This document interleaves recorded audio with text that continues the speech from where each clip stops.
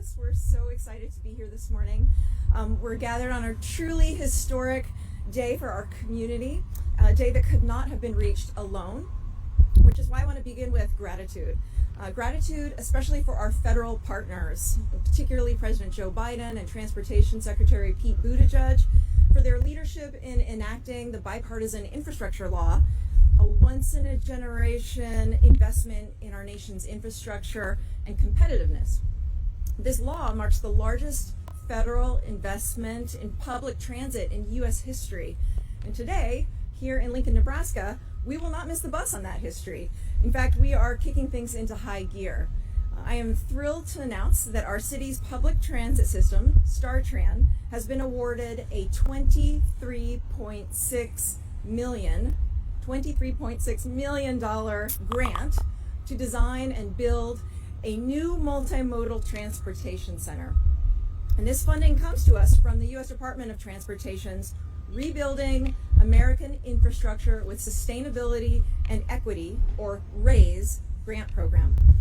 Like the program's name, this grant will enable us to raise up this new center in downtown Lincoln and increase amenities and security for StarTran passengers and our team members and the general public. And while we're all excited about the future that this opens up, it's worth remembering that StarTran provides wonderful service every day to our community, and for our drivers, it offers a stable, rewarding career. For our many passengers, it's a ride to their job or school or the doctor's office. And to our community, it's cleaning up our air and reducing traffic congestion. And yet for many years, some in our community have sought an even better and bolder future for our public transportation system. Today's award is confirmation of the exceptional work that they've done to drive us toward that future. So I hope you will please join me in thanking our StarTran staff, our StarTran Advisory Board, and the Multimodal Transportation Center Advisory Committee for their efforts. Please join me in a round of applause for them.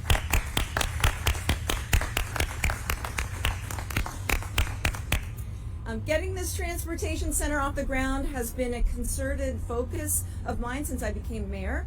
And among the many proposed improvements of this center are restrooms for drivers and the public, an indoor climate-controlled passenger waiting area, new administrative offices for StarTran, and improved mobility by integrating multiple transportation modes, including buses and bikes, scooters, and walking for our pedestrians. As we transition to this new center, we also advance another important transition, and that's a transition where we accelerate several goals of our city's climate action plan, including reducing Lincoln's greenhouse gas emissions by net 80% by 2050, and converting our city fleet to 100% electric, renewable, or alternative fuels by 2040. And already today, you can see some of the buses behind me, nearly 2/3 of StarTran buses are a part of this clean fleet. And this new center will play a pivotal role in meeting this goal, a goal that also enhances our passenger experience, improves working conditions for our bus drivers, and helps our city save on gas and maintenance costs. Now, here to talk about this exciting grant and what the funds are intended for here in Lincoln is Lincoln Transportation Utilities Director Liz Elliott, who would like to welcome up to the podium. Liz, congratulations.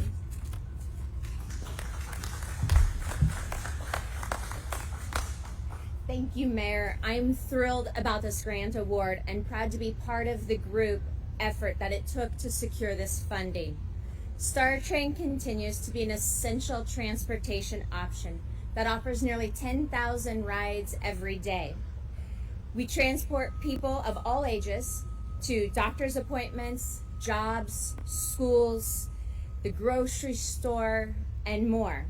This grant makes our dreams come true as we take StarTran services along with a variety of other transportation options to the next level and begin building a state-of-the-art multimodal transportation center.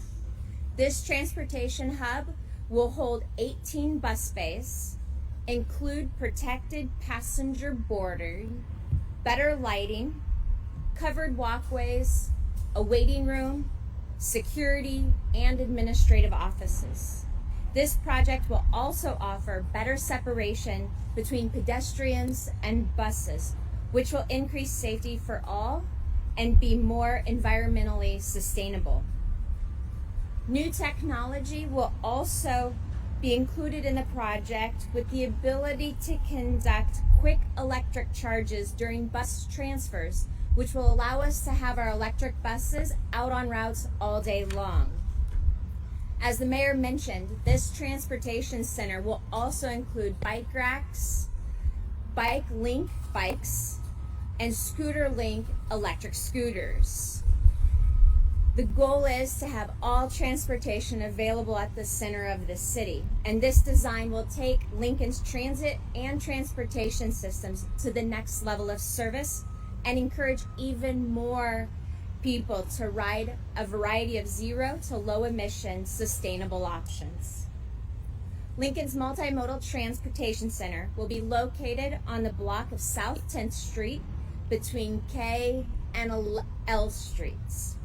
This effort will cost approximately $32.2 million, which includes the federal RAISE grant of $23.6 million, the value of land estimated at $8.3 million, and an additional nearly $842,000 in local funding.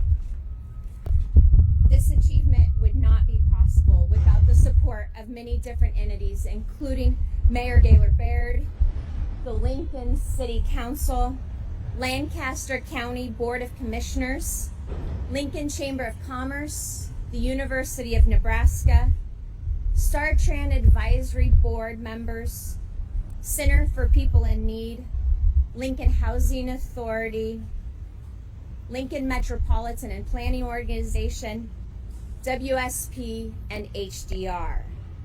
Thank you all for all of your help, and thank you, Mayor. I'll turn it over to you. Thank you so much, Liz. And at this time, I'd like to invite Mike Davis to come on up to the podium. He is our manager of StarTran.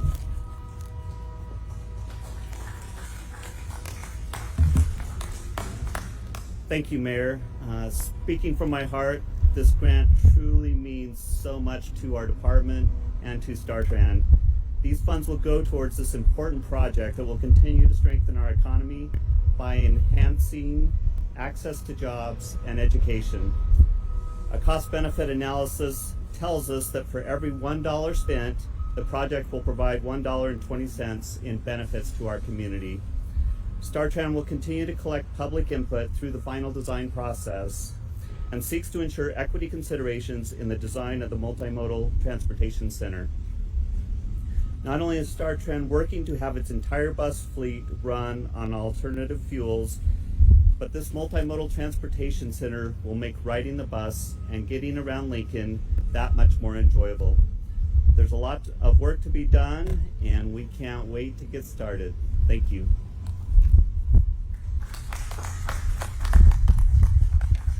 Well, thank you so much for your leadership, Mike, and to your team at StarTran. This is a really exciting day as we continue to move Lincoln forward. This is an exciting time for our dynamic community. The financial investments we are making, like the Lincoln on the Move project, like the Greenlight Lincoln project, and our collective investments exemplified by the dedication of our city staff and our residents, they're paying off and they're transforming our community for the better. A place we have reached thanks to our StarTran staff, Lincoln Transportation and Utilities team, and community members. And we are becoming that destination. We will really want to thank our federal partners for helping us along this path. And with that, I'd like to open it up for any questions from the media. Yes. Oh, good question. Liz? We hope to begin the design stage next year in 2023, and then hopefully start construction in 2024, and potentially be done by the end of 2025. Yes, we will absolutely have public participation during the design stage of this.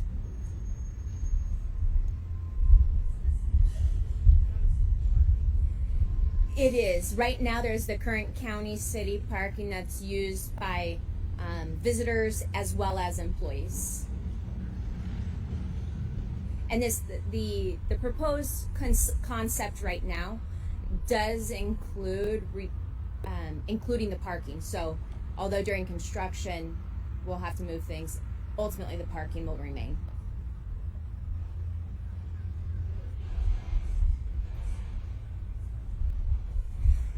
Actually, we may be able to increase the amount of parking.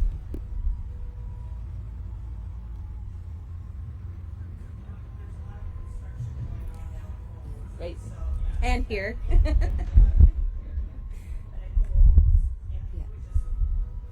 Yes. We are going to be looking. We are looking for an interim location. I hope to have more information. Hopefully, maybe in the next 2 weeks on that.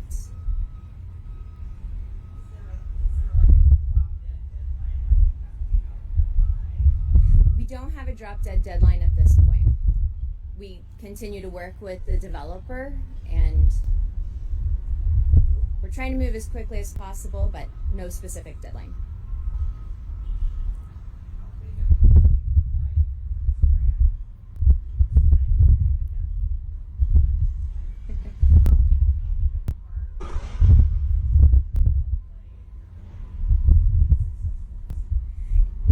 This is the 8th time that over the last decade that we have applied for this particular grant, and it's instrumental. Obviously, with the cost of creating such a state-of-the-art center, we needed the federal funding to be able to move forward with it. It is something that is in our CIP, and we're able to slowly add to it, but this really expedites and allows us to do it much sooner.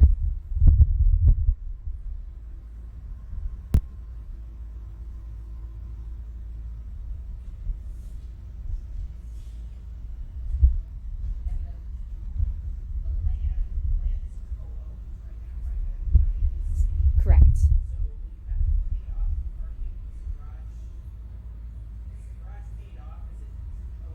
Right. All of that will be worked out with the county board and the Public Building Commission with the city.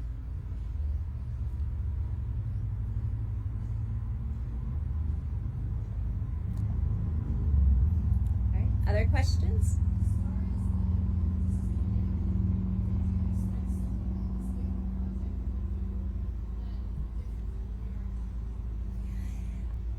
Oh.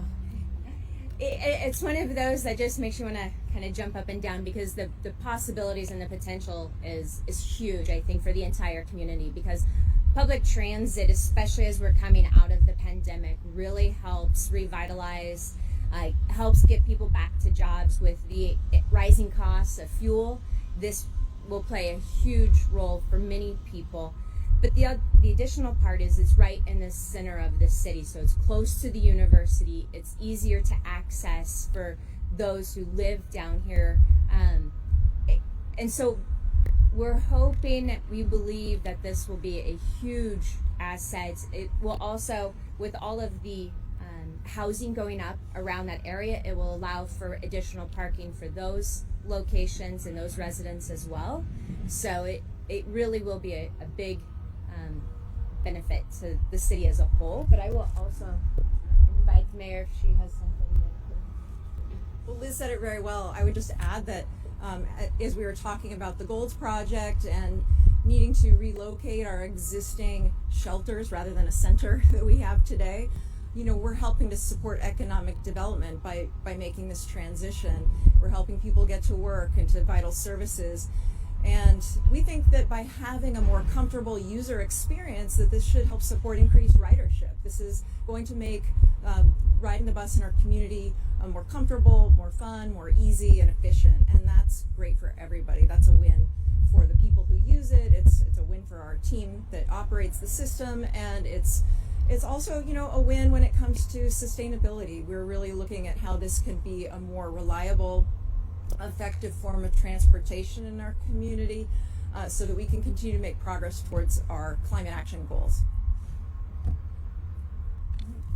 Any other questions? Yeah.